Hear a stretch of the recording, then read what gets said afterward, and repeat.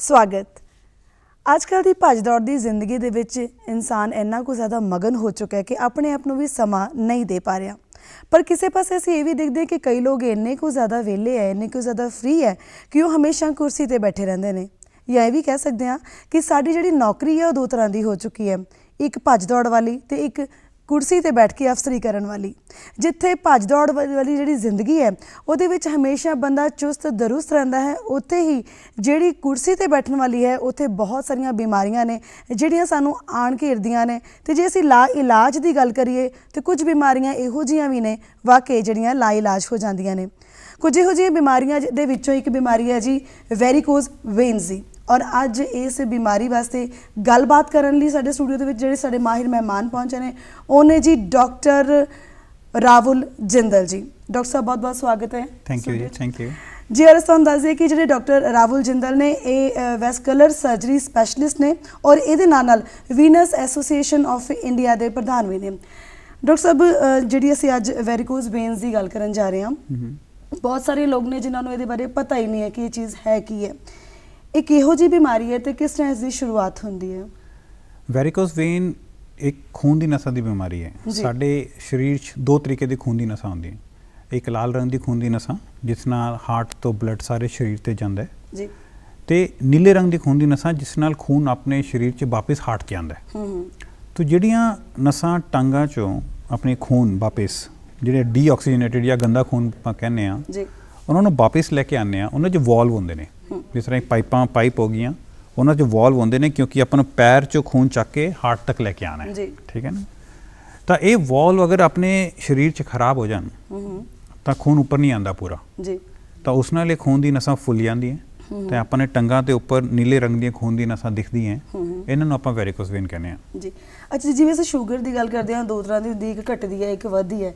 ਇਹਦੇ ਵਿੱਚ ਵੀ ਕੁਝ ਇਸ ਤਰ੍ਹਾਂ ਹੈ ਕਿ ਕਈ ਟਾਈਪਸ ਨੇ ਇਸ ਦੀਆਂ? ਡਾਇਬਟੀਜ਼ ਜਿਹੜੀ ਹੈ ਜਿਸ ਤਰ੍ਹਾਂ ਸ਼ੂਗਰ ਦੀ ਬਿਮਾਰੀ ਉਹ ਅਲੱਗ ਹੈ, ਬਿਲਕੁਲ ਟੋਟਲੀ ਅਲੱਗ ਹੈ। ਉਸ 'ਚ ਤਾਂ ਬਹੁਤ ਡਿਫਰੈਂਟ ਚੀਜ਼ ਹੈ, ਉਹ ਮੈਡੀਕਲ ਡਿਜ਼ੀਜ਼ ਰਹਿੰਦੀ ਹੈ। ਇਹ ਸਰਜੀਕਲ ਬਿਮਾਰੀ ਹੈ ਜੀ। ਇਸ 'ਚ ਟਾਈਪ ਹੁੰਦੀ ਹੈ ਵੈਰੀਕੋਜ਼ ਵੇਨ। ਉਹ ਬੇਸਿਕਲੀ ਅਸੀਂ ਦੋ ਗਰੁੱਪ 'ਚ ਉਹਨਾਂ ਨੂੰ ਡਿਵਾਈਡ ਕਰਦੇ ਹਾਂ। ਬੇਸਿਕਲੀ ਇੱਕ ਕੀ ਪ੍ਰਾਇਮਰੀ ਮਤਲਬ ਬਿਨਾਂ ਕਿਸੇ ਕਾਰਨ ਦੇ ਆਪਾਂ ਨੂੰ ਵੈਰੀਕੋਜ਼ ਵੇਨਸ ਹੋ ਜਾਏ, ਸਾਨੂੰ ਪਤਾ ਹੀ ਨਹੀਂ ਕਿ ਕਿਉਂ ਹੋ ਰਹੀ ਹੈ। ਇੱਕ ਹੁੰਦਾ ਹੈ ਦੂਜਾ ਸੈਕੰਡਰੀ ਮਤਲਬ ਕਿਸੇ ਕਾਰਨ ਦੇ ਕਾਰਨ ਵੈਰੀਕੋਜ਼ ਵੇਨਸ ਹੋ। ਜਿਸ ਤਰ੍ਹਾਂ ਆਪਾਂ ਨੂੰ ਕੋਈ ਐਕਸੀਡੈਂਟ ਹੋ ਜਾਂ ਪਹਿਲਾਂ ਕਦੀ ਕਲੌਟ ਬਣੇ ਹੋਣ ਟੰਗ 'ਚ, ਉਸ ਦੇ ਕਾਰਨ ਵਾਲ ਖਰਾਬ ਹੋ ਜਾਣ ਤਾਂ ਫਿਰ ਆਪਾਂ ਨੂੰ ਵੈਰੀਕੋਜ਼ ਵੇਨ ਹੋ ਜਾਂਦੀ ਹੈ। ਤਾਂ ਬੇਸਿਕਲੀ ਦੋ ਡਿਫਰੈਂਟ ਟਾਈਪਸ ਆਫ ਵੈਰੀਕੋਜ਼ ਵੇਨਸ ਆਪਣੇ ਸਰੀਰ 'ਚ ਰਹਿੰਦੀਆਂ। ਔਰ ਸਿੰਪਟਮਸ ਕੀ ਨੇ? ਕਿੱਦਾਂ ਪਤਾ ਲੱਗਦਾ ਕਿ ਹੈ ਜਿਹੜੀ ਪ੍ਰੋਬਲਮ ਜਿਹੜੀ ਹੈ ਕਿਸੇ ਇਨਸਾਨ ਨੂੰ ਹੋ ਚੁੱਕੀ ਹੈ? ਵੈਰੀਕੋਜ਼ ਵੇਨ ਨੂੰ ਡਾਇਗਨੋਸ ਕਰਨਾ ਬਹੁਤ ਆਸਾਨ ਹੈ, ਬਟ ਕਿਉਂਕਿ ਲੇਕਿਨ 70 ਤੋਂ 80% ਮਰੀਜ਼ਾਂ 'ਚ ਇਸਦੀ ਕੋਈ ਤਕਲੀਫ ਨਹੀਂ ਆਉਂਦੀ ਸਾਨੂੰ। ਜਿਸ ਤਰ੍ਹਾਂ ਬਲੱਡ ਪ੍ਰੈਸ਼ਰ ਹੈ ਉਹ ਪਤਾ ਹੀ ਨਹੀਂ ਲੱਗਦਾ ਮਰੀਜ਼ ਨੂੰ ਹੈ, ਸ਼ੂਗਰ ਹੈ ਬਿਮਾਰੀ ਉਹ ਵੀ ਨਹੀਂ ਪਤਾ ਲੱਗਦਾ, ਬਿਲਕੁਲ ਸਾਇਲੈਂਟਲੀ ਚੱਲਦੇ ਰਹਿੰਦੇ। ਉਵੇਂ ਇਹ ਬਿਮਾਰੀ ਹੈ। ਇਹ ਟੰਗਾਂ 'ਚ ਖੂਨ ਦੀ ਨਸਾਂ ਨੀਲੀ ਨੀਲੀਆਂ ਦਿਖਣ ਲੱਗ ਜਾਂਦੀਆਂ। ਤਾਂ ਇਸਦਾ ਡਾਇਗਨੋਸ ਬਹੁਤ ਆਸਾਨ ਹੈ ਕਿਉਂਕਿ ਜਦੋਂ ਜਾਂ ਤੁਸੀਂ ਖੜੇ ਹੋਵੋਗੇ, ਜਦੋਂ ਕੱਪੜੇ ਚੇਂਜ ਕਰੋਗੇ, ਜਦੋਂ ਤੁਸੀਂ ਨਹਾਓਗੇ, ਤੁਹਾਡੇ ਸਰੀਰ ਦੇ ਟੰਗਾਂ ਦੇ ਉੱਪਰ ਮੋਟੀਆਂ ਮੋਟੀਆਂ ਖੂਨ ਦੀਆਂ ਨਸਾਂ ਦਿਖਾਉਣ ਦੇਣਗੀਆਂ। ਇਸਦਾ ਮਤਲਬ ਸਾਨੂੰ ਵੈਰੀਕੋਜ਼ ਵੇਨਸ ਹੈ। ਕਈ ਮਰੀਜ਼ਾਂ ਨੂੰ ਇਸਦੀ ਤਕਲੀਫ ਹੁੰਦੀ ਹੈ, ਜਿਸ ਤਰ੍ਹਾਂ ਸ਼ਾਮ ਨੂੰ ਪੂਰਾ ਦਿਨ ਕੰਮ ਕਰਾਂਗੇ ਤਾਂ ਪੈਰ ਸੁੱਜ ਜਾਣਗੇ, ਕਰੈਂਪਸ ਪੈਣ ਸਕਦੇ ਨੇ ਪੈਰਾਂ 'ਚ, ਨੀਲੇ ਰੰਗ ਦੀ ਖੂਨ ਦੀ ਨਸਾਂ ਦਿਖ ਸਕਦੀਆਂ ਜੀ। ਆਪਾਂ ਨੂੰ ਪੇਨ ਹੋ ਸਕਦੀ ਹੈ, ਡਲ ਏਕਿੰਗ ਪੇਨ।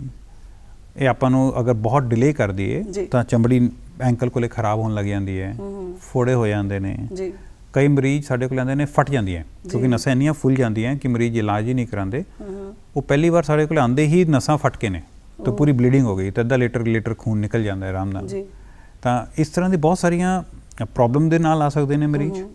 ਅਗਰ ਅਰਲੀ ਆਉਣਗੇ ਤਾਂ ਉਹਨਾਂ ਨੂੰ ਹੋ ਸਕਦਾ ਕਿ ਕੋਈ ਸਿੰਪਟਮਸ ਨਾ ਹੋਣ, ਸਿਰਫ ਦਿਖਣ। ਅੱਛਾ ਡਾਕਟਰ ਸਾਹਿਬ, ਇੱਕ ਚੀਜ਼ ਦੱਸੋ ਕਿ ਅੱਜ ਕੱਲ੍ਹ ਦੇਖਦੇ ਹਾਂ ਕਿ ਜਿਮ ਜਾਣ ਦਾ ਬੜਾ ਰੁਝਾਨ ਹੋ ਚੁੱਕਾ ਬॉयਜ਼ ਦੇ ਵਿੱਚ ਔਰ ਕੁੜੀਆਂ ਵੀ ਅੱਜ ਕੱਲ੍ਹ ਬਹੁਤ ਜਾਂਦੀਆਂ। ਅਸੀਂ ਦੇਖਦੇ ਹਾਂ ਕਿ ਉਹਨਾਂ ਦੀਆਂ ਨਾ ਜਿਹੜੀਆਂ ਵੇਨਸ ਤਕਰੀਬਨ ਨਜ਼ਰ ਆਉਂਦੀਆਂ ਹੁੰਦੀਆਂ, ਕਿ ਇਹ ਉਹੀ ਵੇਨਸ ਨੇ ਜਿਹੜੀਆਂ ਨਜ਼ਰ ਆਉਂਦੀਆਂ ਹੁੰਦੀਆਂ ਨੇ? ਹਾਂ, ਉਹ ਅगर अपन बहुत ज़्यादा एक्सरसाइज कराएंगे, जिस तरह रनर्स हैं या जिम जाते हैं या आर्मी वाले लोग, उनकी वेन्स नज़र आएंगी जी, टांगों में भी बाजू में भी जी। नॉर्मली वेरिकोज वेन की बीमारी हाथों में नहीं होती, सिर्फ टांगों में होती है जी। अगर उनके वॉल ख़राब नहीं हुए, अगर वो नॉर्मल वेन्स दिख रही हैं ज़्यादा हमारे को, तो वो वेरिकोज वेन नहीं होती जी। बट अगर वो ही वेन के वॉल ख़राब हो जाएं एंड वो वेन्स मोटी मोटी बन जाएं, एक्स्ट्रा नॉर्मल से भी बहुत ज़्यादा, तो फिर हम उनको वेरिकोस वेन्स बोलते हैं जी। अच्छा, ये कारक ते कारण कॉजेज एंड रिस्क फैक्टर कितना कुछ ज़्यादा मतलब कितों तक ये बीमारी ਜਿਹੜੀ ਉਹ ਵੱਧ ਸਕਦੀ ਹੈ? मैं जिस तरह ਤੁਹਾਨੂੰ ਦੱਸਿਆ कि अगर ਆਪਾਂ बहुत अर्ली इन ਮਰੀਜ਼ ਆਉਂਦੇ ਨੇ ਸਾਡੇ ਕੋਲੇ ਤਾਂ ਤੁਹਾਨੂੰ ਕੋਈ ਵੀ ਸਿੰਪਟਮਸ ਨਹੀਂ ਹੋ ਸਕਦੇ। ਸੈਕੰਡ ਸਟੇਜ ਤੇ ਤੁਹਾਨੂੰ ਈਚਿੰਗ ਹੋ ਸਕਦੀ ਹੈ, ਓਕੇ, ਸਵੈਲਿੰਗ ਹੋ ਸਕਦੀ ਹੈ ਜੀ, ਡਲ ਏਕਿੰਗ ਪੇਨ ਸ਼ਾਮ ਤੱਕ ਹੋ ਸਕਦੀ ਹੈ। ਆਪਾਂ ਫਿਰ ਥਰਡ ਫੋਰਥ ਸਟੇਜ ਤੇ ਜਦੋਂ ਪਹੁੰਚ ਜਾਂਦੇ ਆ ਫਿਰ ਚਮੜੀ ਜਿਹੜੀ ਐਂਕਲ ਕੋਲੇ ਆ ਪੂਰੀ ਖਰਾਬ ਹੋਣ ਲੱਗ ਜਾਂਦੀ ਹੈ, ਕਾਲੀ ਪੈਣ ਲੱਗ ਜਾਂਦੀ ਹੈ ਉੱਥੇ। ਤਾਂ ਬਹੁਤ ਸਾਰੇ ਮਰੀਜ਼ ਸਭ ਤੋਂ ਪਹਿਲਾਂ ਇਹ ਸਕਿਨ ਵਾਲੇ ਡਾਕਟਰ ਕੋਲ ਜਾਂਦੇ ਨੇ ਕਿ ਵੀ ਸਕਿਨ ਕਿਉਂ ਕਾਲੀ ਹੋ ਰਹੀ ਹੈ। ਫਿਰ ਲਾਸਟ ਸਟੇਜ ਤੇ ਇਸ ਦੇ ਉੱਪਰ ਆ ਜਾਂਦਾ ਕਿ ਫੋੜੇ ਹੋ ਜਾਣ, ਬਲੀਡਿੰਗ ਹੋ ਜਾਣ, ਫਟ ਜਾਣ, ਜਿਹਨਾਂ ਦੇ ਉੱਪਰ ਕਲੌਟ ਬਣ ਜਾਂਦੇ ਨੇ। ਉਸ 'ਚ ਤਾਂ ਇਹਨਾਂ ਵੇਨਸ 'ਚ ਕਲੌਟ ਵੀ ਬਣ ਸਕਦੇ ਨੇ ਜੀ। ਤਾਂ ਕਲੌਟ ਉਹ ਜੇ ਬਣ ਜਾਣ ਉਹ ਅੱਛੀ ਬਿਮਾਰੀ ਨਹੀਂ ਹੈ, ਉੱਥੇ ਤੱਕ ਆਪਾਂ ਨੇ ਨਹੀਂ ਪਹੁੰਚਣਾ ਹੈ। ਅੱਛਾ, ਇਸ ਨੂੰ ਜਦੋਂ ਆਪਾਂ ਡਾਇਗਨੋਸ ਕਰਨਾ ਹੈ ਤਾਂ ਕਿਹੜੀਆਂ ਚੀਜ਼ਾਂ ਨੂੰ ਆਪਾਂ ਜਿਹੜਾ ਧਿਆਨ 'ਚ ਰੱਖਣਾ ਹੈ ਕਿ ਕਿਹੜੀ ਚੀਜ਼ ਤੋਂ ਸਾਨੂੰ ਲੱਗਦਾ ਹੈ ਕਿ ਹਾਂ ਇਹ ਜਿਹੜੀ ਬਿਮਾਰੀ ਹੁਣ ਇਸ ਇਨਸਾਨ ਨੂੰ ਹੋ ਚੁੱਕੀ ਹੈ? ਜਿਸ ਤਰ੍ਹਾਂ ਤੁਹਾਨੂੰ ਮੈਂ ਦੱਸਿਆ ਕਿ ਬਹੁਤ ਆਸਾਨ ਹੈ ਇਹਨੂੰ ਡਾਇਗਨੋਸ ਕਰਨਾ। ਤਾਂ ਅਗਰ ਕੋਈ ਪੇਸ਼ੈਂਟ ਆਪਣਾ ਖੜੇ ਹੋ ਕੇ ਜਿਹਨੂੰ ਸ਼ਾਰਟਸ ਵੀ ਪਾ ਕੇ ਅਗਰ ਆਪਣੇ ਟੰਗਾਂ ਦੇਖੇ ਜੀ ਐਨ ਉਹਨਾਂ ਨੂੰ ਖੂਨ ਦੀ ਨਸਾਂ ਮੋਟੀਆਂ-ਮੋਟੀਆਂ ਤੇ ਵੱਡੀਆਂ-ਵੱਡੀਆਂ ਟੰਗ 'ਚ ਦਿਖ ਰਹੀਆਂ ਆਪਾਂ ਨੂੰ, ਤਾਂ ਉਹ ਡਾਇਗਨੋਸ ਹੋ ਜਾਂਦਾ ਕਿ ਪੇਸ਼ੈਂਟ ਨੂੰ ਵੈਰੀਕੋਸ ਵੇਨਸ ਹੈ ਜੀ। ਲੇਕਿਨ ਕਿਹੜੇ ਵਾਲ ਖਰਾਬ ਨੇ, ਕੀ ਖਰਾਬੀ ਹੈ, ਉਹ ਬਹੁਤ ਸਿੰਪਲ ਟੈਸਟ ਹੁੰਦਾ ਹੈ, ਅਲਟਰਾਸਾਊਂਡ ਟੈਸਟ ਜਿਹਨੂੰ ਆਪਾਂ ਡੋਪਲਰ ਕਹਿੰਦੇ ਆ। ਆਪਣੇ ਇੰਡੀਆ 'ਚ ਤਾਂ ਹਰ ਜਗ੍ਹਾ ਹਰ ਸਿਟੀ 'ਚ ਅਵੇਲੇਬਲ ਹੈ। ਤਾਂ ਸਿੰਪਲ ਅਲਟਰਾਸਾਊਂਡ ਸਕੈਨ ਜਿਹੜਾ ਖੜੇ ਹੋ ਕੇ ਕਰਨਾ ਚਾਹੀਦਾ ਹੈ, ਲਟਾ ਕੇ ਨਹੀਂ। ਓਕੇ, ਇਹ ਸਕੈਨ ਵੀ ਖੜੇ ਹੋ ਕੇ ਹੋਣਾ ਹੈ ਮਰੀਜ਼ ਦਾ।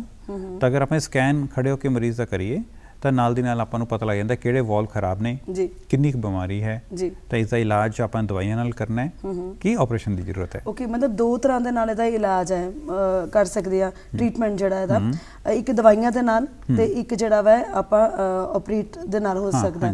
ਦਵਾਈਆਂ ਜਿਹੜੀਆਂ ਨੇ ਕਿੰਨੀ ਕੁ ਐਕਸਪੈਂਸਿਵ ਹੈ ਕਿ ਆਮ ਇਨਸਾਨ ਜਿਹੜਾ ਵਾ ਉਹ ਇਸ ਦੀ ਮਤਲਬ ਪਹੁੰਚ ਵਿੱਚ ਹੈ ਜਾਂ ਨਹੀਂ? ਨਹੀਂ, ਨਾਰਮਲੀ ਅਗਰ ਬਹੁਤ ਅਰਲੀ ਸਟੇਜ ਤੇ ਆਉਂਦੇ ਨੇ ਤਾਂ ਬਹੁਤ ਸਿੰਪਲ ਚੀਜ਼ਾਂ ਕਰਨੀਆਂ ਹੁੰਦੀਆਂ। ਜਿਸ ਤਰ੍ਹਾਂ ਮੋਸਟਲੀ ਜਿਸ ਤਰ੍ਹਾਂ ਪੇਸ਼ੈਂਟ ਵੇਟ बढ़ਿਆ ਹੋਇਆ ਹੈ ਤਾਂ ਉਹਨੂੰ ਬੋਲਦੇ ਹਾਂ ਕਿ ਤੁਸੀਂ ਵੇਟ ਘੱਟ ਕਰੋ ਜੀ, ਰੈਗੂਲਰ ਐਕਸਰਸਾਈਜ਼, ਕਿਉਂਕਿ ਜਿੰਨੀ ਜ਼ਿਆਦਾ ਐਕਸਰਸਾਈਜ਼ ਕਰਾਂਗੇ ਆਪਣਾ ਕਾਫ ਜਿਹੜਾ ਪੰਪ ਹੁੰਦਾ ਹੈ ਉਰੇ ਪਿੰਨੀਆਂ 'ਚ ਉਹ ਕੰਮ ਕਰਦਾ ਹੈ, ਉਸ ਨਾਲ ਖੂਨ ਉੱਪਰ ਜਾਏਗਾ ਤਾਂ ਫਿਰ ਵੈਰੀਕੋਸ ਵੇਨ ਦੀ ਬਿਮਾਰੀ ਵੱਧਦੀ ਨਹੀਂ ਹੈਗੀ ਜੀ। ਤੇ ਦੂਜਾ ਆਪਾਂ ਕਹਿੰਦੇ ਹਾਂ ਲੋਕਾਂ ਨੂੰ ਕਿ ਵੇਟ ਘਟਾਓ, ਵੇਟ ਘਟੇਗਾ ਤਾਂ ਉਸ ਦਾ ਪ੍ਰੈਸ਼ਰ ਘਟੇਗਾ ਪੇਟ 'ਚ ਵੇਨਸ ਦੇ ਉੱਪਰ, ਤਾਂ ਪੇਸ਼ੈਂਟ ਨੂੰ ਫਾਇਦਾ ਰਹੇਗਾ। ਸਿੰਪਲ ਐਕਸਰਸਾਈਜ਼ ਜੀ। ਜਿਹੜੀ ਦਵਾਈਆਂ ਹੈ ਉਹ ਅਸੀਂ ਟੈਂਪਰੇਰੀ ਦਿੰਦੇ ਹਾਂ। ਅਗਰ ਪੇਸ਼ੈਂਟ 4 ਤੋਂ 6 ਹਫ਼ਤੇ, ਤਾਂ ਅਗਰ ਪੇਸ਼ੈਂਟ ਨੂੰ ਕੋਈ ਤਕਲੀਫ ਹੈ, ਕੋਈ ਸਿੰਪਟਮਸ ਨੇ, ਤਾਂ 4 ਤੋਂ 6 ਹਫ਼ਤੇ ਤੱਕ ਦਵਾਈ ਦੇ ਕੇ ਫਿਰ ਉਹਨੂੰ ਬੰਦ ਕਰ ਦਿੰਦੇ ਹਾਂ। ਦਵਾਈ ਬਹੁਤ ਸਸਤੀ ਹੈ, ਤਾਂ ਅਪਰੋਕਸੀਮੇਟਲੀ ਮੇਰੇ ਖਿਆਲ 30 ਤੋਂ 40 ਰੁਪਏ ਪਰ ਡੇ ਦਾ ਖਰਚਾ ਹੈ। ਐਨੀਬਡੀ ਕੈਨ ਅਫੋਰਡ, ਇਹ ਤਾਂ ਕੋਈ ਬਹੁਤ ਮਹਿੰਗੀਆਂ ਦਵਾਈਆਂ ਨਹੀਂ ਹੈਗੀਆਂ। ਤਾਂ ਲੇਕਿਨ ਐਕਸਰਸਾਈਜ਼ ਤੇ ਵੇਟ ਘਟਾਣਾ ਉਹ ਸਭ ਤੋਂ ਇੰਪੋਰਟੈਂਟ ਹੈ ਜੀ। ਪਰ ਜੇ ਇਨ ਕੇਸ ਬਹੁਤ ਜ਼ਿਆਦਾ ਬਿਮਾਰੀ ਵੱਧ ਚੁੱਕੀ ਹੈ, ਆਪਾਂ ਪਰਸੈਂਟੇਜ ਦੇ ਹਿਸਾਬ ਨਾਲ ਲਗਾਈਏ ਤਾਂ 90-95% ਹੋ ਚੁੱਕੀ ਹੈ, ਫਿਰ ਉਹਦੇ ਵਾਸਤੇ ਕੀ ਇਲਾਜ ਹੈ ਉਹਦਾ? ਅਗਰ ਬਿਮਾਰੀ ਵੱਧ ਗਈ ਹੈ, ਜਿਸ ਤਰ੍ਹਾਂ ਸਟੇਜ 2 ਲੇਟ ਹੈ ਜਾਂ ਤੀਜੀ ਜਾਂ ਚੌਥੀ ਪੰਜਵੀਂ ਸਟੇਜ ਤੇ ਆਪਾਂ ਪਹੁੰਚ ਗਏ ਹਾਂ, ਫਿਰ ਇਸ ਦਾ ਇਲਾਜ ਆਪਰੇਸ਼ਨ ਹੀ ਹੈ। ਓਕੇ, ਨਾ ਸਭ ਤੋਂ ਅੱਛੀ ਗੱਲ ਲਾਸਟ 15 ਸਾਲਾਂ 'ਚ ਇਹ ਹੋਈ ਹੈ, ਇਸ ਦਾ ਆਪਰੇਸ਼ਨ ਬਹੁਤ ਆਸਾਨ ਹੋ ਗਿਆ। ਪਹਿਲਾਂ ਕਿਸੇ ਜ਼ਮਾਨੇ 'ਚ ਅਸੀਂ ਓਪਨ ਸਰਜਰੀ ਕਰਦੇ ਸੀ ਤਾਂ ਮਰੀਜ਼ ਨੂੰ ਬੇਹੋਸ਼ ਕਰਨਾ, ਕੱਟ ਵਗੈਰਾ ਲੱਗਦੇ ਸੀ। ਹੁਣ 15 ਸਾਲਾਂ ਤੋਂ ਅਸੀਂ ਲੇਜ਼ਰ ਕਰਦੇ ਹਾਂ ਜੀ। ਤਾਂ ਅੱਜ ਕੱਲ੍ਹ ਇੰਨੀ ਟੈਕਨੋਲੋਜੀ ਹੋ ਗਈ ਹੈ ਕਿ ਜਿੰਨਾ ਕੁ ਸਾਰਾ ਇਹਨੂੰ ਆਪਰੇਸ਼ਨ ਵੀ ਨਹੀਂ ਬੋਲਦੇ ਜੀ। ਕਈ ਜਗ੍ਹਾ 'ਤੇ ਤਾਂ ਅਸੀਂ ਓਪੀਡੀ 'ਚ ਹੀ ਕਰ ਲੈਂਦੇ ਹਾਂ, ਪ੍ਰੋਸੀਜਰ ਰੂਮ 'ਚ ਸਿੰਪਲ ਲੋਕਲ ਐਨੈਸਥੀਸੀਆ 'ਚ ਹੁੰਦਾ, ਕੋਈ ਕੱਟ ਵਗੈਰਾ ਨਹੀਂ ਲੱਗਦਾ, ਮਰੀਜ਼ ਗੱਲ ਕਰਦਾ ਰਹਿੰਦਾ ਪ੍ਰੋਸੀਜਰ 'ਚ। 15 ਕੁ ਮਿੰਟ 'ਚ ਮਰੀਜ਼ ਦੀ ਇਲਾਜ ਖਤਮ ਹੋ ਜਾਂਦਾ ਹੈ ਔਰ ਮਰੀਜ਼ ਚੱਲ ਕੇ ਘਰ ਜਾ ਸਕਦਾ ਹੈ। ਤਾਂ ਨਾਰਮਲੀ ਸਾਡੇ ਹਸਪਤਾਲ 'ਚ ਅੱਧਾ ਪੌਣਾ ਘੰਟਾ ਲੱਗਦਾ ਮਰੀਜ਼ ਨੂੰ ਪੂਰਾ ਇਲਾਜ ਕਰਨ ਨੂੰ ਜੀ, ਨਾਲ ਦੀ ਨਾਲ ਹੀ ਮਰੀਜ਼ ਆਪਣੇ ਘਰ ਚੱਲ ਕੇ ਜਾ ਸਕਦਾ ਹੈ। ਤਾਂ ਅੱਜ ਕੱਲ੍ਹ ਅਸੀਂ ਨਈ ਟੈਕਨੋਲੋਜੀਜ਼ ਯੂਜ਼ ਕਰਦੇ ਹਾਂ, ਜਿਸ ਤਰ੍ਹਾਂ ਲੇਜ਼ਰ ਹੋ ਗਿਆ ਜੀ, ਰੇਡੀਓ ਫ੍ਰੀਕੁਐਂਸੀ, ਗਲੂ ਮਤਲਬ ਗੂੰਦ, ਆਪਾਂ ਗਲੂ ਨਾਲ ਇਹਨੂੰ ਬੰਦ ਕਰਦੇ ਹਾਂ। ਇੱਕ ਨਈ ਟੈਕਨੋਲੋਜੀ ਆਈ ਹੈ ਮੌਕਾ, ਮਤਲਬ ਇੱਕ ਹੋਰ ਡਿਵਾਈਸ ਹੈ, ਉਸ 'ਚ ਦਵਾਈ ਪਾ ਦਿੱਤੀ ਹੈ ਇਸ 'ਚ। ਤਾਂ ਇੰਨੀਆਂ ਵਧੀਆ ਟੈਕਨੋਲੋਜੀਆਂ ਆ ਗਈਆਂ ਜਿਸ ਕੋਈ ਕੱਟ ਨਹੀਂ ਲੱਗਦਾ। ਇੱਕ ਹਫ਼ਤੇ ਬਾਅਦ ਤਾਂ ਮਰੀਜ਼ ਦੱਸ ਵੀ ਨਹੀਂ ਸਕਦਾ ਕਿ ਆਪਰੇਸ਼ਨ ਕੀਤਾ ਕਿੱਥੋਂ ਹੈ ਜੀ। ਔਰ ਇਹਦੇ ਵਿੱਚ ਖਰਚਾ ਜਿਹੜਾ ਉਹ ਕਿੰਨਾ ਕੁ ਜਾਂਦਾ? ਅਪਰੋਕਸੀਮੇਟਲੀ ਖਰਚਾ 70 ਤੋਂ 80 ਹਜ਼ਾਰ ਤੱਕ ਇਸਦਾ ਆਉਂਦਾ ਹੈ, ਪੂਰਾ ਸਾਰਾ ਕੁਝ ਮਿਲਾ ਕੇ। ਡਾਕਟਰ ਸਾਹਿਬ, ਅਕਸਰ ਅਸੀਂ ਦੇਖਦੇ ਹਾਂ ਕਿ ਇੱਕ ਏਡਜ਼ ਵਰਗੀ ਬੜੀ ਭਿਆਨਕ ਬਿਮਾਰੀ ਹੈ, ਇੱਕ ਦੇਖਦੇ ਹਾਂ ਕਿ ਕਿਸੇ ਨੂੰ ਖਾਂਸੀ ਹੋਈ ਹੈ, ਦਵਾਈ ਦਿੱਤੀ ਹੈ ਤਾਂ ਉਹ ਠੀਕ ਹੋ ਗਿਆ। ਇਹਦਾ ਜਿਹੜਾ ਲੈਵਲ ਹੈ ਉਹ ਕਿੰਨਾ ਕੁ ਹੈ, ਮਤਲਬ ਬਹੁਤ ਹਾਈ ਹੈ ਜਾਂ ਲੋ ਹੈ ਜਾਂ ਮਿਡਲ ਵਾਲਾ ਹੈ? ਅਗਰ ਜਲਦੀ ਮਰੀਜ਼ ਆ ਜਾਂਦਾ ਹੈ ਤਾਂ ਫਿਰ ਤਾਂ ਲੋ ਹੈ, ਅਗਰ ਲੇਟ ਸਟੇਜ 'ਤੇ ਆਉਂਦਾ ਤਾਂ ਮੀਡੀਅਮ ਹੋ ਜਾਂਦਾ ਹੈ। ਬਹੁਤ ਡੇਂਜਰਸ ਬਿਮਾਰੀ ਨਹੀਂ ਮੰਨ ਸਕਦੇ, ਮੀਡੀਅਮ ਲੈਵਲ ਦੀ ਬਿਮਾਰੀ ਆਪਾਂ ਇਹਨੂੰ ਕਵਾਂਗੇ। ਐਂਡ ਖਾਂਸੀ ਜਿਵੇਂ ਜਿਸ ਤਰ੍ਹਾਂ ਆਪਾਂ ਦਵਾਈ ਦਿੱਤੀ ਖਾਂਸੀ ਠੀਕ ਹੋ ਜੀ। ਗਈ, ਪਰ ਖਾਂਸੀ ਵੀ ਬਹੁਤ ਖਤਰਨਾਕ ਹੋ ਸਕਦੀ ਹੈ ਕਿ ਹੋ ਸਕਦਾ ਹੈ ਖਾਂਸੀ ਦਾ ਕਾਰਨ ਟੂਬਰਕਲੋਸਿਸ ਹੋਵੇ तो फिर खतरनाक बीमारी हो जाएगी जी। तो इस तरह मीडियम लेवल दी बीमारी आएगी ये जी। और इन केस डॉक्टर साहब कोई इलाज इंसान नहीं करवांदा या सोचदा कि मैं ये अफोर्ड नहीं कर सकदा, ਇਹ ਉਸ ਲੈਵਲ ਤੋਂ ਕਿੰਨੇ ਕੁ ਲੈਵਲ ਤੱਕ ਮਤਲਬ ਵੱਧ ਸਕਦੀ ਹੈ ਕਿ ਇਹ ਮੌਤ ਤੱਕ ਵੀ ਜਾ ਸਕਦੀ ਹੈ? मौत तक तो बहुत रेयर है, मतलब अगर आप सोचिए कि 100 मरीज लईए जी ਤਾਂ ਲੈਸ ਦੈਨ 0.5% ਜੀ ਮਤਲਬ ਬਹੁਤ ਉਸ ਤੋਂ ਵੀ ਘੱਟ ਜੀ ਐਕਚੁਅਲੀ। ਤਾਂ ਮੈਨੂੰ ਲੱਗਦਾ ਕਿ ਆਪਾਂ ਨੂੰ ਡਰਾਉਣਾ ਨਹੀਂ ਚਾਹੀਦਾ ਮਰੀਜ਼ਾਂ ਨੂੰ ਬਿਲਕੁਲ ਵੀ। ਤਾਂ ਬਿਮਾਰੀ ਮੇਰੇ को लगता नहीं कि मौत वाली बात है, बट हाँ डिबिलिटेटिंग मॉर्बिडिटी बहुत है इसकी, मतलब इंग्लिश में अगर बोला जाए जी जी तो उसका मतलब पंजाबी च मतलब ये है कि मरीज की हालत बहुत ख़राब हो सकती है, क्योंकि कई मरीज साढ़े कोल आंदे ने फोड़ा है जी 18 साल तो 25 साल तो फोड़ा है, 25 साल तो रोज पट्टी कर रहे हैं पर वो जख्म नहीं भर रहा। मतलब कि ਉਹ ਵੈਰੀਕੋਜ਼ ਵੇਨਸ ਹੋ ਸਕਦਾ ਹੈ। हाँ तो देखिए तो मरिया नहीं मरीज, बट रोज पट्टी करनी 25 साल तो कितना मुश्किल काम है, और जख्म नहीं भर रहा और आस्ता आस्ता वधी जा रहा है। तो इस बीमारी की मॉर्बिडिटी बहुत है अगर आप इलाज ना करिए। जी ठीक है। ਇੱਕ ਡਾਕਟਰ ਸਾਹਿਬ ਸੁਣਦੇ ਆ ਆਪਾਂ ਸਪਾਈਡਰ ਵੇਨਸ, ਇੱਕ ਹੈ varicose veins. Spider veins and varicose veins ਜਿਹੜੀਆਂ ਉਹ ਇੱਕੋ ਹੀ ਚੀਜ਼ ਨਹੀਂ ਹੈ? ਸਪਾਈਡਰ ਵੇਨਸ ਤੋਂ ਅੱਗੇ ਵੈਰੀਕੋਜ਼ ਵੇਨਸ ਬਣਦੀਆਂ ਨੇ, ਕੀ ਹੈ ਮਤਲਬ ਇਹਦੇ ਵਿੱਚ ਥੋੜਾ ਜਿਹਾ? ਵੈਰੀਕੋਜ਼ ਵੇਨ ਦੀ ਸਟੇजेस ਹੈ, ਤਾਂ ਸਪਾਈਡਰ ਵੇਨ ਤੇ ਰੈਟੀਕੂਲਰ ਵੇਨ ਜਿਹੜੀ ਹੈਗੀਆਂ ਉਹ ਸਟੇਜ 1 ਹੈ। ਓਕੇ, ਤਾਂ ਮਤਲਬ ਉਹਨੂੰ C1 ਸਟੇਜ ਅਸੀਂ ਆਪਾਂ ਇਹ ਕਹਿ ਸਕਦੇ ਕਿ ਉਹ ਵੀ ਖਤਰਨਾਕ ਹੈ? ਨਹੀਂ ਨਹੀਂ ਬਿਲਕੁਲ ਨਹੀਂ ਜੀ। ਸਪਾਈਡਰਮੈਨ ਬਿਲਕੁਲ ਖਤਰਨਾਕ ਨਹੀਂ ਹੁੰਦੀਆਂ। ਸਪਾਈਡਰਮੈਨ C1 ਸਟੇਜ ਹੈ, अर्ਲੀ ਸਟੇਜ ਹੈ ਬਹੁਤ ਜੀ ਨਾ। ਉਸ ਚੋਂ ਸਿਰਫ 5 ਤੋਂ 8% ਲੋਕ ਹੀ ਵੈਰੀਕੋਜ਼ ਵੇਨ ਚ ਜਾਣਗੇ, ਬਾਕੀ ਲੋਕਾਂ ਨੂੰ ਸਪਾਈਡਰ ਵੇਨ ਰਹਿਣਗੀਆਂ। ਤਾਂ ਅਗਰ ਆਪਾਂ 40 ਸਾਲ ਦੇ ਲੋਕ ਲੈ ਲੀਜੀਏ, ਲੇਡੀਜ਼ ਸਪੈਸ਼ਲੀ ਜੀ, ਐਂਡ ਉਹਨਾਂ ਨੂੰ ਲੈਗਸ ਦੇਖੀਏ ਤਾਂ 70 ਤੋਂ 80% ਲੋਕਾਂ ਨੂੰ ਸਪਾਈਡਰ ਵੇਨ ਹੋਣੀ ਹੈ। ਤੇ ਇਸ ਲਈ ਉਹ ਸਾਰਿਆਂ ਨੂੰ ਠੀਕ ਥੋੜੀ ਕਰਨ ਦੀ, ਨਾ ਸਾਰਿਆਂ ਨੂੰ ਆਪਰੇਸ਼ਨ ਦੀ ਥੋੜੀ ਜ਼ਰੂਰਤ ਹੈ ਜੀ। ਤਾਂ ਬਹੁਤ ਰੇਅਰਲੀ ਸਪਾਈਡਰ ਵੇਨ ਅਸੀਂ ਠੀਕ ਕਰਦੇ ਹਾਂ। ਸਪਾਈਡਰ ਵੇਨ ਮੇਨਲੀ ਅਸੀਂ ਠੀਕ ਕਰਦੇ ਹਾਂ ਅਗਰ ਮਰੀਜ਼ ਨੂੰ ਉੱਥੋਂ ਬਲੀਡਿੰਗ ਹੋ ਜੇ ਜੀ, ਜਾਂ ਉਹਨੂੰ ਕਾਸਮੈਟਿਕਲੀ ਜੀ। ਤਾਂ ਅਗਰ ਆਪਾਂ ਛੋਟੇ ਕੱਪੜੇ ਪਾਣੇ ਦਿਖਦੀ ਹੈ, ਕਈ ਲੋਕਾਂ ਨੂੰ ਸਪਾਈਡਰ ਵੇਨ ਪੈਰਾਂ ਤੇ ਹੋ ਜਾਂਦੀ ਹੈ ਤਾਂ ਬੁਰੇ ਲੱਗਦੇ ਨੇ ਸੈਂਡਲ ਪਾਉਂਦੇ ਹੋਏ, ਤਾਂ spider vein mainly cosmetic treatment 'ਚ ਚਲੀ ਜਾਂਦੀ ਹੈ, ਮੈਡੀਕਲ ਟ੍ਰੀਟਮੈਂਟ ਨੂੰ ਜੀ। ਵੈਰੀਕੋਜ਼ ਵੇਨ ਦੀਆਂ C2 ਬਾਕੀ ਸਟੇजेस ਜਿਹੜੀਆਂ ਹੈ ਉਹ ਮੈਡੀਕਲ ਬਿਮਾਰੀਆਂ ਹੋ ਜਾਂਦੀਆਂ ਜੀ। ਔਰ ਏਜ ਗਰੁੱਪ ਜਿਹੜਾ ਇਹਦਾ ਕੁਝ ਹੈ ਪਾਰਟਿਕੂਲਰ ਕਿ ਹਾਂ 40 ਸਾਲ ਤੋਂ ਬਾਅਦ ਜਦੋਂ ਤੁਸੀਂ ਉਹਨੇ ਜ਼ਿਕਰ ਕੀਤਾ ਲੇਡੀਜ਼ ਦਾ, ਮੇਲ ਔਰ ਫੀਮੇਲ ਦੋਨਾਂ ਦੇ ਵਿੱਚ ਇਹ ਪਾਈ ਜਾਂਦੀ ਹੈ ਜਾਂ ਮਤਲਬ ਜ਼ਿਆਦਾ ਮੇਲ ਵਿੱਚ ਜਾਂ ਜ਼ਿਆਦਾ ਫੀਮੇਲਸ ਦੇ ਵਿੱਚ ਪਾਈ ਜਾਂਦੀ ਹੈ? ਦੋਨਾਂ 'ਚ ਪਾਈ ਜਾਂਦੀ ਹੈ। ਬਹੁਤ ਸਾਰੀ ਸਟੱਡੀਆਂ ਇੰਗਲੈਂਡ 'ਚ ਹੋਈਆਂ ਸੀ ਜਿਹੜੀਆਂ ਉਸ 'ਚ ਪਾਇਆ ਗਿਆ ਸੀ ਕਿ ਵੈਰੀਕੋਜ਼ ਵੇਨ ਆਦਮੀਆਂ 'ਚ ਜ਼ਿਆਦਾ ਹੁੰਦੀਆਂ ਜੀ, ਪਰ ਕਈ ਹੋਰ ਸਟੱਡੀਜ਼ ਵੀ ਹੈ ਜਿੱਥੇ ਦੇਖਿਆ ਗਿਆ ਫੀਮੇਲ 'ਚ ਜ਼ਿਆਦਾ ਹੁੰਦੀਆਂ। इंडिया च अपने को डाटा है नहीं है वाला, तो मैं आंसर नहीं कर सकता जी, बट साढ़े को क्लिनिकली आदमी ज़्यादा आते हैं जी वेरिकोज वेन से जी। तो इसलिए लेडीज़ और आदमी में दोनों में पाई जाती हैं। बिल्कुल एज ग्रुप कोई नहीं है ऐसा सच। ओके 16 साल के बच्चे में भी वेरिकोज वेन्स हो सकती हैं, 88-90 ईयर्स में भी हम ट्रीट करते हैं। ठीक है, बट नॉर्मली ऐसा है कि जैसे जैसे एज बढ़ती जाती है, मतलब 60-70, तो वेरिकोज वेन के चांसेस भी बढ़ते जाते हैं जी। बट यंग पेशेंट्स में भी मिलती है, मिडिल एज में भी मिलती है, ओल्ड एज में भी मिलती है, ये बीमारी हर एज में मिलती है। ਡਾਕਟਰ ਸਾਹਿਬ ਦੇਖਦੇ ਹਾਂ ਕਿ ਕਈ ਵਾਰੀ ਹੁੰਦਾ ਹੈ ਕਿ ਜਿਹੜੀ ਕਹਿੰਦੇ ਜਿਸ ਤਰ੍ਹਾਂ ਪਹਿਲਾਂ ਆਪਾਂ ਜ਼ਿਕਰ ਕੀਤਾ ਸ਼ੂਗਰ ਦੀ ਬਿਮਾਰੀ ਦਾ, ਜੇ ਇੱਕ ਪੇਰੈਂਟਸ ਨੂੰ ਹੈ ਤਾਂ ਅੱਗੇ ਬੱਚਿਆਂ ਨੂੰ ਜਿਹੜੀ ਉਹ ਹੋ ਜਾਂਦੀ ਹੈ ਹੈਰੀਡੇਟਰੀ, ਹਾਂ ਹੈਰੀਡੇਟਰੀ ਫੈਮਿਲੀ ਬਿਮਾਰੀ ਜਿਹਨੂੰ ਆਪਾਂ ਕਹਿ ਲੈਂਦੇ ਆ। ਤੇ ਵੈਰੀਕੋਜ਼ ਵੇਨਸ ਜਿਹੜੀ ਹੈ ਇਹ ਵੀ ਕੁਝ ਇਸ ਤਰ੍ਹਾਂ ਦੀ ਹੈ ਜਾਂ ਕਿਸੇ ਨੂੰ ਵੀ ਹੋ ਸਕਦੀ ਹੈ? ਨਹੀਂ, ਵੈਰੀਕੋਜ਼ ਵੇਨ ਚ ਦੋ ਬੇਸਿਕ ਪਤਾ ਹੋਣੀ ਚਾਹੀਦੀ ਚੀਜ਼ਾਂ। ਇੱਕ ਇਹ ਹੈਰੀਡੇਟਰੀ ਹੈ, ਕਿਉਂਕਿ 70 ਤੋਂ 80% ਮਰੀਜ਼ਾਂ 'ਚ ਸਾਨੂੰ ਇਹ ਨਹੀਂ ਪਤਾ ਕਿ ਵੈਰੀਕੋਜ਼ ਵੇਨ ਹੁੰਦੀ ਕਿਉਂ ਹੈ, ਮੈਡੀਕਲ ਸਾइंस 'ਚ ਇਹ नहीं पता, एंड अराउंड 40 to 50% ये हेरिडिटरी रन कर दिया है। तो अगर आपके एक पेरेंट को है तो आपको वेरिकोज वेन होने के चांसेस 30% है। तो अगर आपके दोनों पेरेंट्स को है तो देन 50 to 60% चांस है कि आपको वेरिकोज वेन्स होंगी। ठीक है, तो मतलब हेरिडिटरी ये फैमिली के अंदर रन करती है। दूसरा, क्योंकि हमारे को वेरिकोज वेन पता नहीं कि क्यों होती है, इसीलिए इलाज कराने के बाद भी 3 से 4% लोगों में, ज़्यादा नहीं, 3 से 4% लोगों में वेरिकोज वेन दोबारा भी हो सकती है जी। तो उसमें कोई घबराने वाली बात नहीं है, क्योंकि अगर ये दोबारा होती हैं तो उनको दोबारा ट्रीट कर सकते हैं जी। अच्छा, ਅਸੀਂ ਇਹ ਵੀ ਦੇਖਦੇ ਹਾਂ ਕਿ ਕਈ ਬਹੁਤ ਮੋਟੇ ਲੋਕ ਹੁੰਦੇ ਆ, ਉਹਨਾਂ ਦੇ ਵਿੱਚ ਇਹ ਜ਼ਿਆਦਾ ਪਾਈ ਜਾਂਦੀ ਹੈ। ਅੱਜ ਕੱਲ ਦਾ ਟਾਈਮ ਜਿਹੜਾ ਹੈਗਾ ਤਾਂ ਵੈਸੇ ਭੱਜ ਦੌੜ ਦਾ ਕਿਸੇ ਕੋ ਵੀ ਇੰਨਾ ਟਾਈਮ ਨਹੀਂ ਹੈ, ਜਿਹੜੇ ਪਤਲੇ ਬੰਦੇ ਆ ਉਹਨਾਂ ਨੂੰ ਵੀ ਇਹ ਪ੍ਰੋਬਲਮ ਹੋ ਜਾਂਦੀ ਹੈ ਜਾਂ ਸਿਰਫ ਤੇ ਸਿਰਫ ਮੋਟਿਆਂ ਵਿੱਚ ਹੀ ਜ਼ਿਆਦਾ ਪਾਈ ਜਾਂਦੀ ਹੈ? नो दोनों में होती है, पतलों में भी, मोटों में भी, सब में होती है, क्योंकि हमें ये नहीं पता कि वेरिकोज वेन होती क्यों है मेडिकल साइंस में। जैसे मैंने आपको बताया कि 80% वेरिकोज वेन जो प्राइमरीली हैं, मतलब बिना किसी कारण के, उसमें हमें पता नहीं, तो वो इसलिए मोटे में है उसमें भी होंगी, पतले हैं तो आप तब भी होंगी। तो इसके बाद हमारे पास जैसे आर्मी के लिए बहुत सारे बच्चे आते हैं सिलेक्शन के लिए, पतले होते हैं सारे, तो वो आर्मी में क्राइटेरिया है कि अगर आपको वेरिकोज वेन्स हैं तो आप आर्मी में सेलेक्ट नहीं हो सकते। तो बहुत सारे कैंडिडेट्स आते हैं हमारे पास लेज़र कराने एंड सिलेक्शन से पहले, तो यंग फिट लड़के होते हैं बिल्कुल, तो उनमें भी वेरिकोज वेन्स होती हैं। डॉक्टर साहब, जिस तरह ਆਪਾਂ ਪਹਿਲਾਂ ਜ਼ਿਕਰ ਕੀਤਾ ਇੱਕ ਜਿਮ ਦਾ, ਕਿ ਜ਼ਿਆਦਾ ਦੌੜਨ ਦੇ ਨਾਲ ਵੀ ਇਹਦੀ ਤਾਦਾਦ ਜਿਹੜੀ ਹੈ ਉਹ ਵੱਧਦੀ ਹੈ ਜਾਂ ਘਟ ਜਾਂਦੀ ਹੈ? ऐसा कोई साइंस में हमें पता नहीं, बट हमारे को ये है कि अगर हम एक्सरसाइज करते हैं तो हम पतले रहते हैं और फिट रहते हैं, तो काफ पंप मूव करते हैं, तो हमारे को जो वेरिकोज वेन होने के चांसेस हैं वो कम होने चाहिए। तो इसलिए एक्सरसाइज करना अच्छी बात है जी।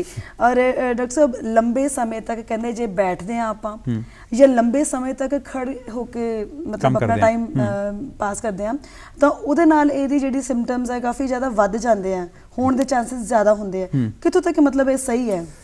ਇਹ ਨਾ ਹਾਲੇ ਤੱਕ ਮੈਡੀਕਲ ਸਾਇੰਸ ਪੂਰਾ ਪਤਾ ਨਹੀਂ ਜੀ। ਕੋਈ ਜਿੰਨੀਆਂ ਸਾਡੀ ਕਿਤਾਬਾਂ ਹੁੰਦੀਆਂ ਸੀ ਉਸ 'ਚ ਹੁੰਦਾ ਸੀ ਕਿ ਵੀ ਅਗਰ ਕੋਈ ਵੀ ਬੰਦਾ ਜੌਬ ਕਰਦਾ ਲੌਂਗ ਸਟੈਂਡਿੰਗ, ਜੀ, ਜਿਸ ਤਰ੍ਹਾਂ ਟੀਚਰ, ਸਰਜਨ ਹੋ ਗਏ ਜੀ, सब्जियां बेचने वाले, कपड़े करियाने वाले, chemist shop, you know, army वाले, तो इनमें वेरिकोज वेन ज़्यादा होती हैं जी। तो बट सभी लोग जो लंबा देर खड़े रहते हैं उनमें वेरिकोज वेन नहीं होती, ठीक है ना। तो इसलिए हमारे को एग्जैक्टली नहीं पता। एक और थ्योरी आई थी जर्मनी से बहुत साल तक कि जो लोग ज़्यादा बैठे रहते हैं उनमें वेरिकोज वेन ज़्यादा होती हैं जी। तो हमारे को एक्चुअली टॉकिंग अभी तक मेडिकल साइंस में पूरा एग्जैक्टली नहीं पता, बट हम ये बोलते हैं कि भाई आप रेगुलर वॉक करिए, एक्सरसाइज करिए। ऐसा अगर आप एक जगह पे खड़े हुए हैं तो आप थोड़ी थोड़ी देर के बाद चलते फिरते रहिए। ज़्यादा सिटिंग जॉब वैसे ही नहीं करनी चाहिए हमारे को, for various other reasons also. ज़्यादा एक जगह पे बैठना नहीं चाहिए। तो इसलिए एक्सरसाइज, वेट कम, ये दोनों सबसे इंपॉर्टेंट चीज़ें हैं। मतलब जो तुम चाहते हो कि तुम बिल्कुल फिट रहो और वेरिकोज वेन्स वाली जी प्रॉब्लम है तो बिल्कुल ना होवे, ਇਹ ਜ਼ਰੂਰੀ ਹੈ ਕਿ ਤੁਸੀਂ ਹਮੇਸ਼ਾ ਚੱਲਦੇ ਫਿਰਦੇ ਰਹੋ। ਬਿਲਕੁਲ। ਡਾਕਟਰ ਸਾਹਿਬ, ਜੇ ਕਿਸੇ ਨੂੰ ਹੋ ਚੁੱਕੀ ਹੈ ਤਾਂ ਉਹਦੇ ਵਿੱਚ ਜਿਹੜਾ ਖਾਣਾ ਪੀਣਾ, डाइट ਜਿਹੜੀ है वो कितना दी होनी चाहिए है? कोई डाइट से इसका कोई रिलेशन नहीं वेरिकोज वेन्स का। तो इसलिए अगर आपको वेरिकोज वेन्स है तो आपको खाने पीने में कोई प्रॉब्लम नहीं है। आप जैसे भी आप खाना पीना चाहें, कोई उससे कोई रिलेशन नहीं है एज सच वेरिकोज वेन्स का, तो कोई प्रॉब्लम नहीं है। और इंडिया ਦੇ ਵਿੱਚ ਹੁਣ ਤੱਕ मतलब ਕਿੰਨੇ % ਇਹਦੇ ਮਰੀਜ਼ ਜਿਹੜੇ ਦੇਖੇ ਗਏ ਨੇ? ਅਸੀਂ ਸਟੱਡੀ ਕੀਤੀ ਸੀ, ਅਪਰੋਕਸੀਮੇਟਲੀ ਸਾਨੂੰ ਇਹ ਅੰਦਾਜ਼ਾ ਹੈ 8 ਤੋਂ 10% ਲੋਕਾਂ ਨੂੰ ਵੈਰੀਕੋਜ਼ ਵੇਨ ਅਫੈਕਟ ਕਰਦੀ ਹੈ। ਬਹੁਤ ਕਾਮਨ ਬਿਮਾਰੀ ਹੈ ਜੀ, ਐਂਡ 8 ਤੋਂ 10% ਲੋਕਾਂ ਨੂੰ ਅਫੈਕਟ ਕਰਦੀ ਹੈ। ਤਾਂ ਅਪਰੋਕਸੀਮੇਟਲੀ 2 ਤੋਂ 3% ਲੋਕਾਂ ਨੂੰ ਸੀਵੀਅਰ ਡਿਜ਼ੀਜ਼ ਜੀ ਨਾਲ ਇਹ ਅਫੈਕਟ ਕਰਦੀ ਹੈ। ਸੋ ਅਸੀਂ ਇੱਕ ਸਟੱਡੀ ਹੁਣ ਸਟਾਰਟ ਕੀਤੀ ਹੋਈ ਹੈ ਐਸੋਸੀਏਸ਼ਨ ਤੋਂ। तो आई थिंक इंडिया च इस दी प्रिवेलेंस ਜਿਹੜਾ इंसिडेंस है काफ़ी हाई है जी। ਇਹਦੀ ਕੁਝ ਪਾਰਟਿਕੂਲਰ ਸਟੱਡੀ ਹੈ, ਮਤਲਬ ਜਿਸ ਤਰ੍ਹਾਂ ਆਪਾਂ MBBS ਕਰਦੇ ਹਾਂ, BDS ਕਰਦੇ ਹਾਂ, BMS ਕਰਦੇ ਹਾਂ, ਇਹਦੇ ਵਾਸਤੇ ਸਟੱਡੀ ਕੁਝ ਅਲੱਗ ਹੈ ਜਾਂ ਮਤਲਬ ਇਹ ਸਪੈਸ਼ਲਾਈਜੇਸ਼ਨ ਹੈ? ਓਕੇ। ਤੁਸੀਂ ਆਪਾਂ ਸਰਜੀਕਲ ਬ੍ਰਾਂਚ ਜਿਸ ਤਰ੍ਹਾਂ ਕਰਕੇ ਉਸ ਦੇ ਬਾਅਦ ਵੈਸਕੂਲਰ ਸਰਜਰੀ ਆਪਾਂ ਕਰ ਸਕਦੇ ਹਾਂ, ਤਾਂ ਜਿਸ ਤਰ੍ਹਾਂ ਖੂਨ ਦੀ ਨਸਾਂ ਦੀ ਸਰਜਰੀ ਜੀ, तो जिस जिन्नियां भी खून की नशा अपने शरीर च आउंदी हैं उन्होंने आप रिपेयर करते हैं जी। ये सैपरेट स्टडी है, सुपर स्पैशलाइजेशन है जी। ਆਪਾਂ ਇਹ ਮਤਲਬ ਇਹਦੇ ਵਿੱਚ ਇਹ ਕਹਿ ਸਕਦੇ ਕਿ ਸਾਡੇ ਬਲੱਡ ਸਰਕੂਲੇਸ਼ਨ ਜਿਹੜਾ ਉਹ ਸਹੀ ਚੱਲਣਾ ਚਾਹੀਦਾ ਹੈ। ਉਹਦੇ ਵਾਸਤੇ ਕਿਹੜੀਆਂ ਗੱਲਾਂ ਨੇ ਖਾਸ ਤੌਰ ਤੇ ਜਿਨ੍ਹਾਂ ਦਾ ਸਾਨੂੰ ਧਿਆਨ ਰੱਖਣ ਦੀ ਲੋੜ ਹੈ? ਬਲੱਡ ਸਰਕੂਲੇਸ਼ਨ ਬਿਲਕੁਲ ਸਹੀ ਚੱਲਦਾ ਰਹੇ, 4-5 ਚੀਜ਼ਾਂ ਆਪਾਂ ਨੇ ਕਰਨੀਆਂ ਹੈ ਜੀ। ਖਾਣੇ 'ਚ ਪਰਹੇਜ਼, ਮਿੱਠਾ ਤੇ ਤਲੀ ਚੀਜ਼ਾਂ ਘੱਟ, नमक थोड़ा कम जी, ठीक है। वो आते हैं ना एक चुटकी कम नमक, वो डालना बहुत ज़रूरी है जी। दूजा एक्सरसाइज, तो रोज़ घट तो घट 15 तो 20 मिनट एक्सरसाइज अपन जरूर करनी चाहिए, जिससे वेट नहीं बढ़ने देना चाहिए पूरा जी, ना। तो ये बेसिकली 3 से 4 चीज़ें हैं जिससे हमारा सारा सर्कुलेशन फिट रहता है। और डॉक्टर साहब कहते हैं कि योगा करने ਦੇ ਨਾਲ ਵੀ ਇਸ ਚੀਜ਼ ਨੂੰ ਆਪਾਂ ਕਾਫੀ ਹੱਦ ਤੱਕ ਘਟਾ ਸਕਦੇ ਹਾਂ। योगा एक एक्सरसाइज तो है जी, तो exercise yoga is part of an exercise जी जी। सो डॉक्टर साहब ਤੁਸੀਂ ਸਾਡੇ ਸਟੂਡੀਓ ਵਿੱਚ ਆਏ ਹੋ, ਕੀ ਕਹਿਣਾ ਚਾਹੁੰਦੇ ਹੋ? मतलब एक हेल्दी लाइफस्टाइल जीने ਦੇ ਵਾਸਤੇ ਇਨਸਾਨ ਨੂੰ ਕੀ ਕਰਨਾ ਚਾਹੀਦਾ ਹੈ?